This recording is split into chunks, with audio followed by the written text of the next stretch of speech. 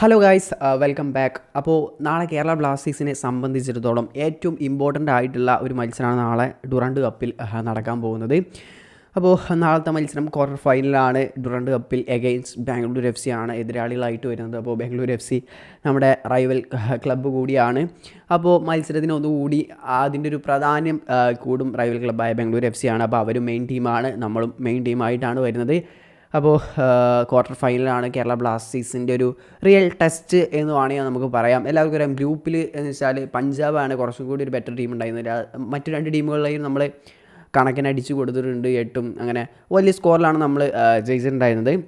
എന്നാൽ പഞ്ചാബിനായിട്ട് വന്നപ്പോൾ നമുക്ക് ISL ടീമാണ്, അവരിൽ ഫോറിൻ പ്ലേയേഴ്സും ഇറങ്ങിയിട്ടുണ്ടായിരുന്നു, നമുക്ക് ഡ്രോ ആണ് പിടിക്കാൻ സാധിച്ചത്. അപ്പോൾ അതുകൊണ്ട് തന്നെ നമ്മൾ ടീം മൊത്തത്തിൽ ടെസ്റ്റ് ചെയ്തിട്ടുണ്ടോ ചോദിച്ചാൽ ഇല്ല. മിക്കാൽ സ്റ്റാരക്കും ഒരു റിയൽ ടെസ്റ്റ് തന്നെയാണ് നാളെ നടക്കാൻ പോകുന്നതെന്ന് പറയാം. അപ്പോൾ ഒരു റിയൽ ടെസ്റ്റ് ബാംഗ്ലൂർ എഫ് സിക്കെതിരെ തന്നെ ആയിരിക്കും. നമ്മൾ ഡിഫൻസിനൊന്നും നല്ല രീതിയിൽ പരീക്ഷിക്കാൻ സാധിച്ചിട്ടില്ല.